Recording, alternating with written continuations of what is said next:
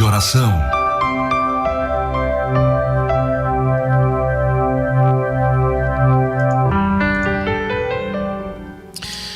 Queridos, vamos ler a palavra de Deus. Vamos, antes da oração, estaremos trazendo uma reflexão da palavra do Senhor aos nossos corações, no livro de Atos, no capítulo 19,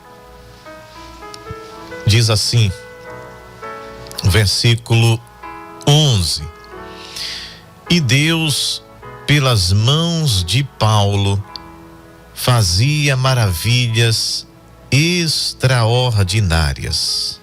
Deus, pelas mãos de Paulo, fazia maravilhas extraordinárias.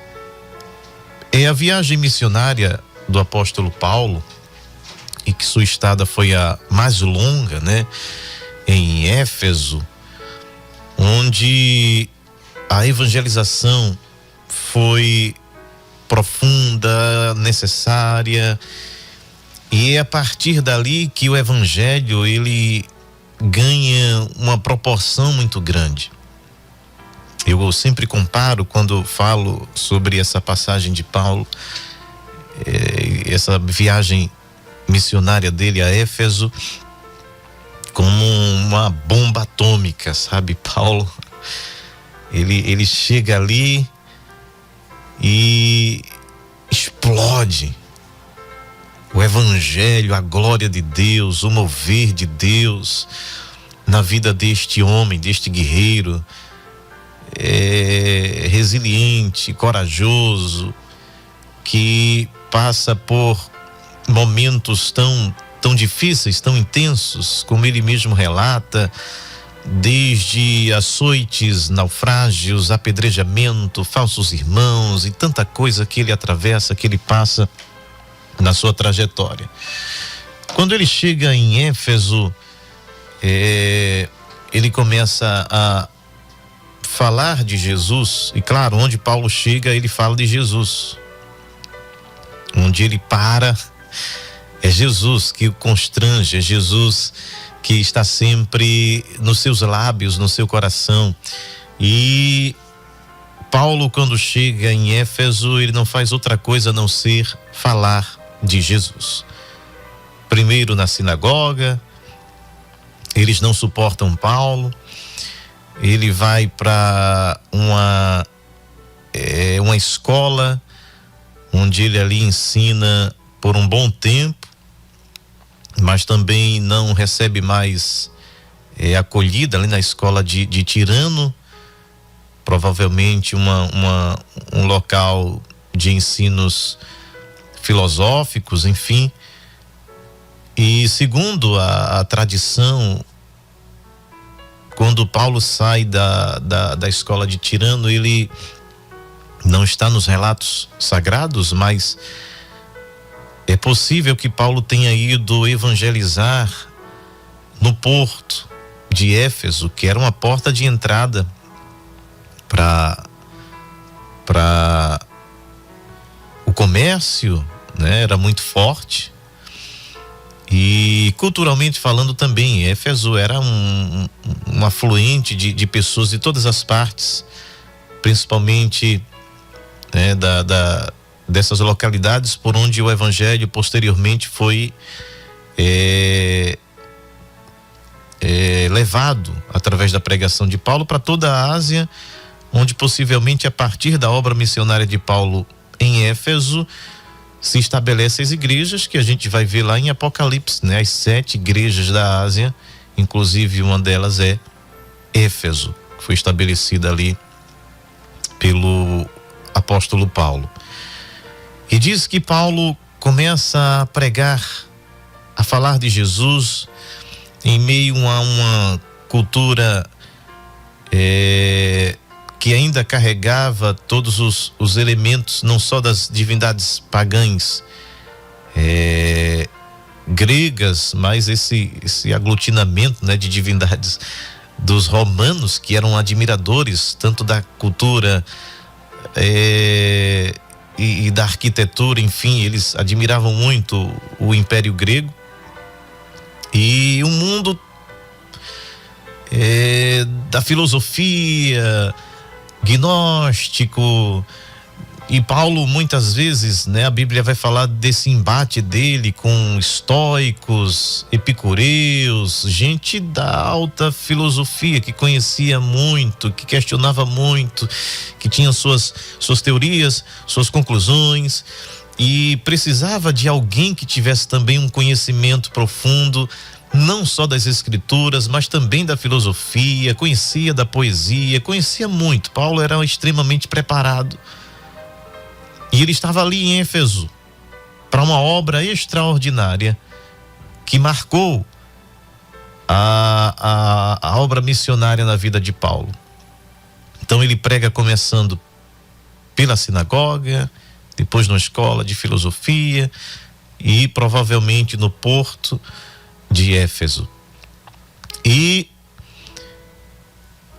provavelmente aquelas pessoas que vinham ali para o comércio principalmente, mas também havia um templo em Éfeso muito conhecido, que era o templo da deusa Diana, deusa dos Efésios, e que o comércio místico da fé era muito movimentado e dava muito dinheiro àqueles que promoviam o culto de Diana. E bem sabemos que, e a história vai nos contar que fazia parte da cerimônia cultual as sacerdotisas que mantinham relações com aqueles adoradores que vinham para ali adorar. Então era um templo extremamente visitado pelos marinheiros, pelos navegantes, por pessoas que afluíam de todas as partes para vir a Éfeso a adorar a deusa dos Efésios. E a gente sabe, obviamente, que o propósito era outro. Mas Paulo estava ali. Era um homem só. Por isso que eu li o texto que e Deus pelas mãos de Paulo. O que Deus pode fazer, abrindo parêntese, o que Deus pode fazer através das minhas mãos?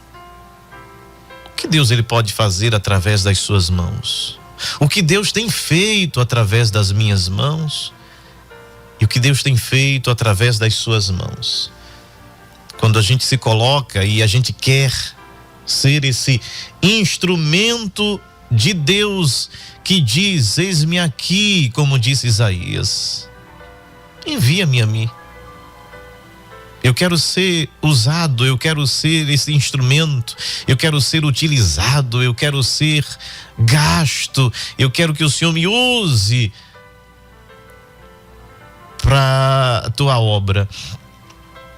E Deus, pelas mãos de Paulo, Deus se utilizava de Paulo, Deus se utilizava do intelecto de Paulo, daquele homem tão preparado que falava vários idiomas. Deus se utilizava dele para ser esse instrumento poderoso que sacode um continente. Um só homem foi capaz de estremecer as bases filosóficas, culturais, religiosas de Éfeso, e se enraizou ali o evangelho e se espalhou por toda a Ásia.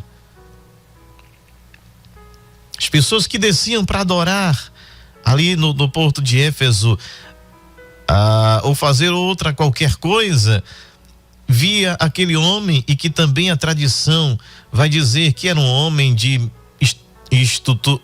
estrutura mediana, né? Estatura mediana, digo.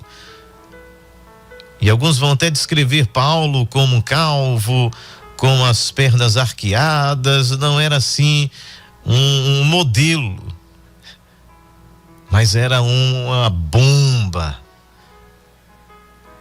que onde chegava destruía as fortalezas de Satanás, que os demônios diziam: eu sei quem é Jesus e conheço Paulo, mas vocês quem são? Uns aventureiros lá que queriam em nome de Jesus e de a quem Paulo pregava, né? E apanharam ali do endemoniado. Então Paulo tinha uma identidade no mundo espiritual, eles sabiam quem era este homem, do compromisso, da seriedade que ele tinha com o evangelho do Senhor Jesus. Aí todo mundo que vinha com outras intenções, ou a intenção de adorar a deusa dos Efésios, a Diana, ouviam aquele homem falar por horas e horas e horas a respeito de um galileu, homem simples, mas que morreu e ao terceiro dia ressurgiu dos mortos. Isso era uma mensagem impactante para uma cultura que não acreditava na ressurreição. Lembra quando ele estava em Atenas, no Aerópago, e ele vai pregando, o pessoal aceita, mas quando ele fala na ressurreição dos mortos, o pessoal diz: chega, tá bom, por hoje já deu, Paulo, porque nesse negócio de ressurreição dos mortos te ouviremos outra hora. Mas o Areopagita com sua família ouviu a palavra e a obra do Senhor foi feita e alguém se converteu. Não converteu uma multidão, não converteu os filósofos, mas o propósito era ganhar aquele homem para Jesus e sua família. Então veja, Deus tem seus propósitos e seus caminhos. E eles vinham e recebiam a mensagem de Jesus, era a mensagem da cruz. Paulo não tinha uma mensagem de barganha com Deus, Paulo não tinha uma mensagem de aceita Jesus para ser próspero na terra, não era mensagem, não tinha troca, não tinha barganha, era a mensagem da cruz. Como ele disse à igreja de Corinto: eu vim não só por palavras, mas por ações, por obras, pelo poder de Deus. Aí o pessoal vinha adorar a Diana dos Efésios e se convertia ao Jesus a quem Paulo pregava. E aí foi um mover do Espírito Santo naquela cidade. Era a gente se convertendo, era a gente sendo transformada, era a gente sendo resgatada, era a gente vindo ao conhecimento da verdade, era a gente encontrando sentido para a sua existência, para a sua vida. Porque Deus se utilizou de um homem, das mãos de Paulo, para sacudir uma cidade.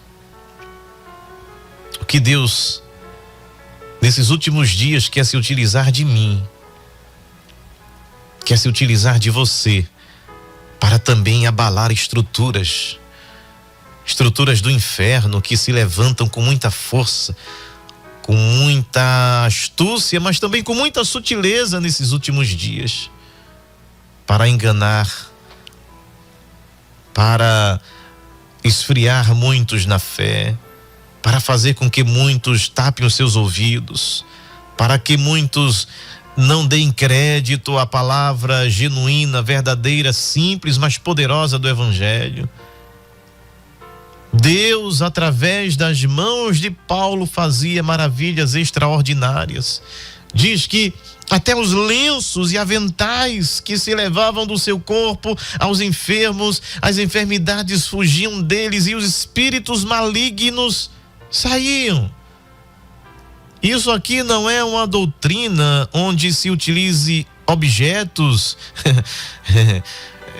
para se conquistar nenhuma bênção espiritual, nenhuma cura, não. Isso aqui não é um método. Paulo não quis isso, mas as pessoas se utilizavam disso, e era só Paulo. Então, pela misericórdia de Deus, por sua graça infinita, fazia com que essas coisas acontecessem. Mas isso aqui não é uma regra, não é um copo de água que vai curar a minha enfermidade, não é um lenço supostamente ali ungido que vai curar a minha dor. Não, quem cura é Jesus, quem salva é Jesus, quem transforma é Jesus. Ao centurião ele disse: vai, o teu servo está curado. Ele foi. Jesus não mandou levar lenço nem avental. Isso aqui foi algo que aconteceu nesse contexto, neste momento, no momento que Paulo está só, tá certo? Então, não é uma regra a ser seguida. Não há nenhuma recomendação paulina, não há nenhuma recomendação de Tiago, nenhuma em que seja utilizado nenhum elemento que seja levado para cura de alguém. A gente vive pela fé, a fé em Jesus, né? Então, Deus fazia através de Paulo esses milagres extraordinários. A gente vai continuar essa reflexão, essa passagem de Paulo em Éfeso. Nós vamos fazer um rápido intervalo, só enquanto a gente toma uma aguinha, mas a gente volta com essa reflexão. Não sai daí, continua conosco aqui no YouTube, Rede Brasil Rádio, porque Deus tem uma palavra ao meu e ao seu coração. Estamos de volta com a nossa reflexão do dia, falando sobre Paulo em Éfeso e como Deus se utilizou do seu servo naquela cidade. O texto que lemos está em Atos capítulo 19. E Paulo, evangelizando aquela cidade, muitos começaram a se converter, muita gente que vinha para o templo de Diana começou a se converter. E em pouco tempo o impacto disso foi muito grande, porque eles começaram a perceber que os nichos, os materiais que se fabricavam para vender, para movimentar o comércio da fé, começou a cair. O templo de Diana, que tinha uma visitação diária muito grande, muito alta, começaram a perceber uma queda drástica no número de frequentadores. O pessoal já nem chegava mais no templo de Diana, porque já encontrava-se com Jesus de Nazaré. E quando o homem se encontra com Jesus de Nazaré, não tem Diana, não tem nenhuma divindade que supere essa presença, este amor, este abraço, esse acolhimento, quando Jesus chega na vida de alguém.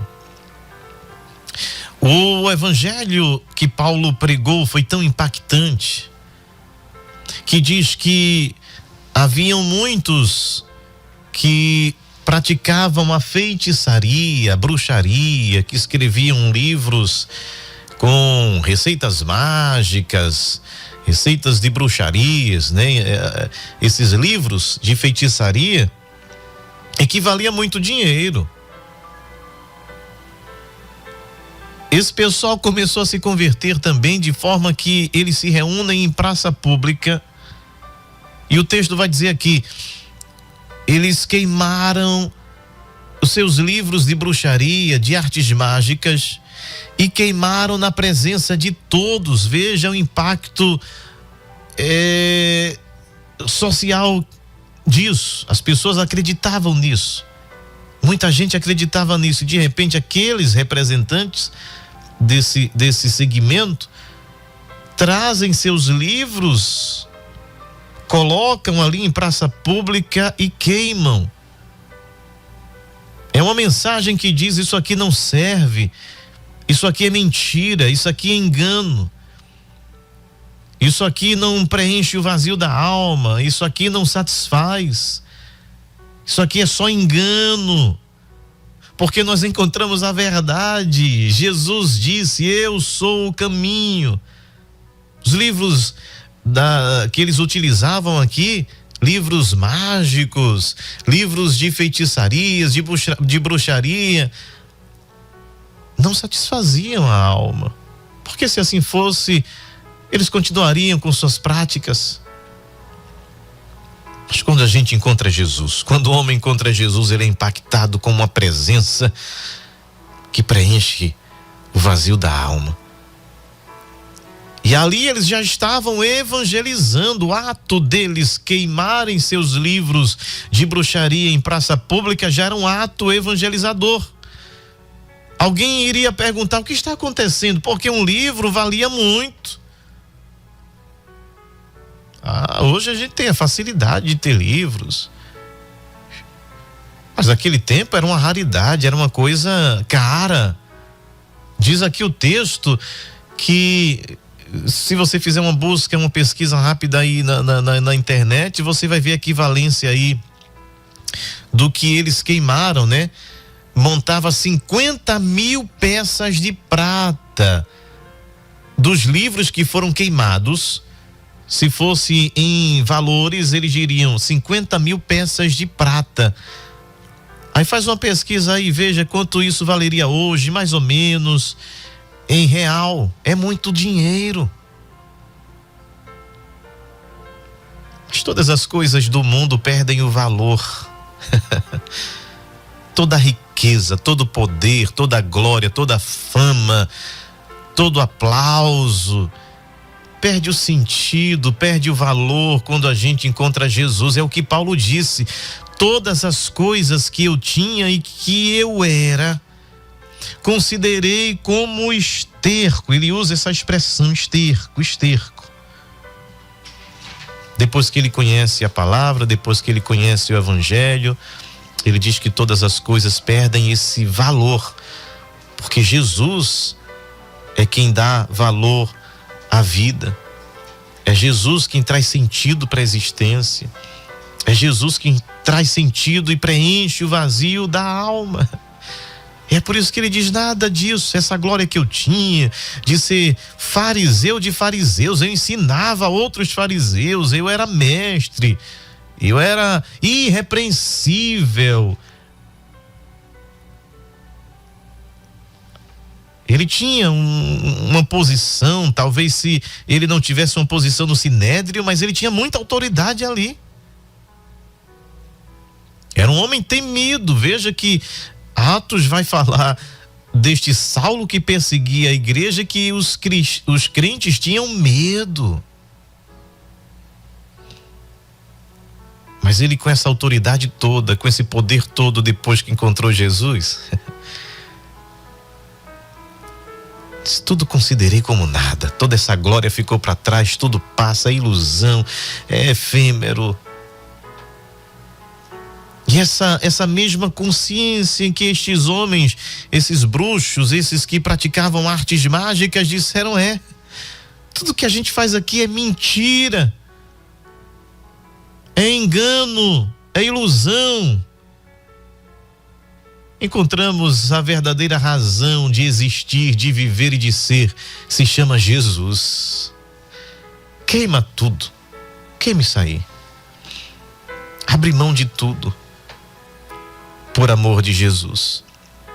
E a palavra do Senhor crescia poderosamente e prevalecia.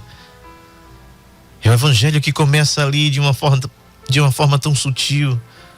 Paulo começa pregando numa sinagoga, depois ele vai pregar ali na escola de Tirano, depois possivelmente e quase com a certeza que ele vai pregar lá no porto de Éfeso, e esse movimento silencioso, mas gradual, ele vai se expandindo, vai se espalhando, assim como alguém que joga uma pedrinha pequenininha ali num lago, e quando ela cai, ela começa a criar esse anel que vai crescendo ali. É o evangelho. Ele vai ganhando proporções tão grandes e de forma tão sutil. Ele vai mudando a história do lugar.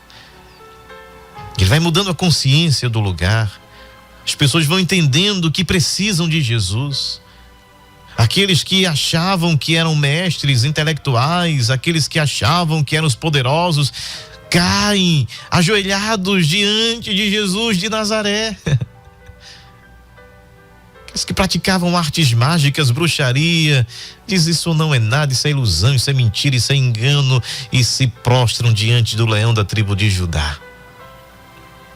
E o templo de Diana começa a esvaziar, e o pessoal diz: olha, a gente tem que fazer uma pesquisa, a gente tem que encontrar a causa, onde é que a gente está errando, é no marketing, qual é a divulgação, por que que o templo de Diana está esvaziando e por que os seus nichos, as suas estatuetas não estão tendo mais saída como tinha, a gente está perdendo dinheiro. Aí alguém foi pesquisar. Alguém foi pesquisar e disse: olha, encontrei a razão pela qual o templo da deusa Diana está vazio. As pessoas não querem mais comprar o santinho da Diana. porque eles encontraram a razão de viver. Um tal de Paulo, um judeu, está aqui falando de um tal de Jesus. Dizendo que esse Jesus ressuscita mortos, que esse Jesus cura, que esse Jesus perdoa pecado. Esse tal de Jesus morreu, mas ele por si só ressuscitou ao terceiro dia com poder e grande glória, que esse mesmo Jesus apareceu para ele. É esse homem que está falando dessa novidade aí, e o pessoal está acreditando, se convertendo e não querem mais vir ao templo de Diana. O que é que a gente faz? Querido, depois que o evangelho se instala, você pode fazer o movimento que quiser, a sociedade pode se levantar, pode criar leis, pode fazer o que quiser fazer. Depois que o evangelho se instala, meu amigo, não tem império romano que segure. Mesmo diante da ameaça de morte, mesmo colocando na arena, mesmo colocando para leão, para animais ferozes, mesmo queimando vivo, mesmo crucificando, empalando, fazendo qualquer coisa, mas quanto mais mata, um mártir disse, o nosso sangue não é só sangue, o nosso sangue é semente. Quanto mais a gente sangra, mais gente vai nascer para a glória e para o reino de Deus. Esse movimento que não para, imparável. É por isso que a igreja de Jesus é a igreja triunfante. Quem triunfa não retrocede, quem triunfa não para, quem triunfa prossegue a sua caminhada, a sua marcha.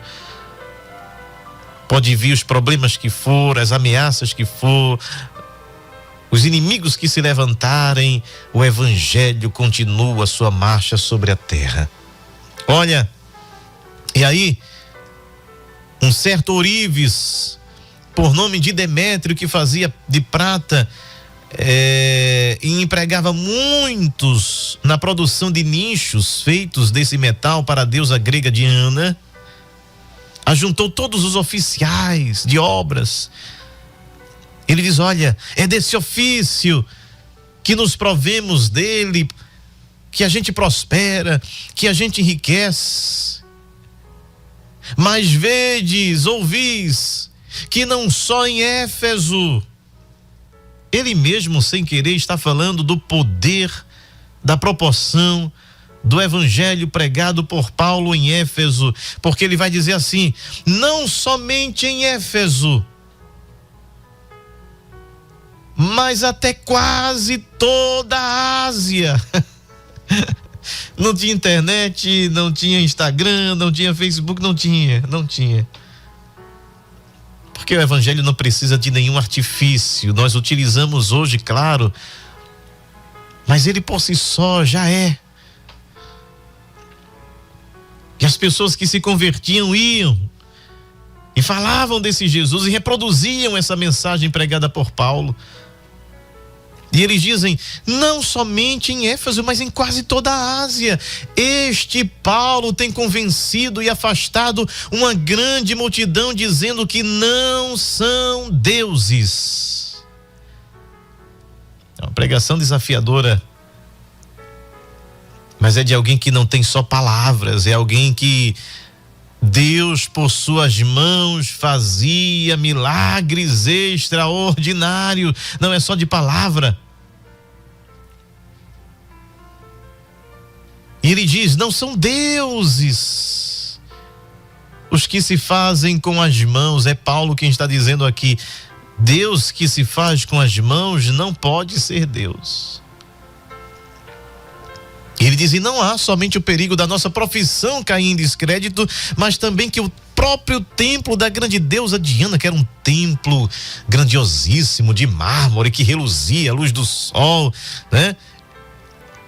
Venha a ser destruída a majestade daquela que toda a Ásia e o mundo veneram.